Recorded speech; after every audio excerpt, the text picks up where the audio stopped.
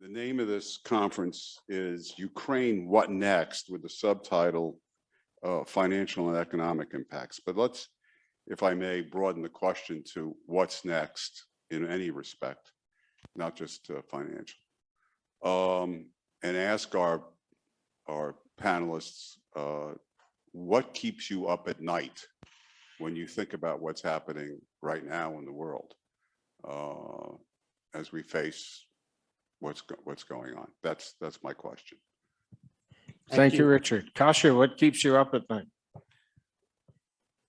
First, I would say every day before I go to bed, and the first thing when I check Twitter in the morning is whether still there is fight in Ukraine, whether they still survive. So what will be the bad news that they will be defeated? So definitely it keeps me all the day and night awake.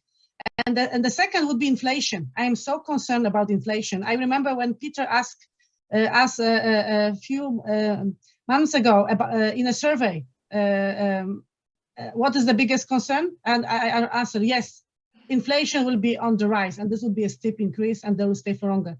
So I'm very much concerned about the decade of relatively high persistent inflation. Thank you. Thank you. I'm going to go back to taking a question from our audio Zoom audience. So it goes something like this, if I can restate it.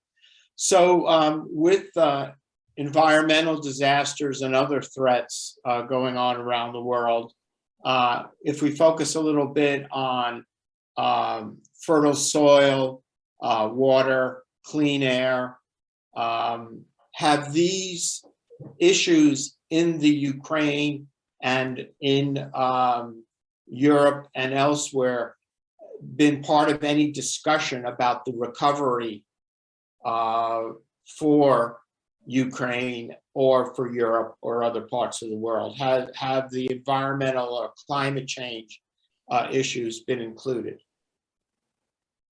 The answer is absolutely yes. So even during the pandemic, when we started conversation in Europe about post-pandemic world, it was building green and resilient economies. This was the most important. We had the Green Fund established with a Green Recovery Fund with a lot of investments going around environmental and climate issues, including energy transition. So definitely this war will also speed up the entire process.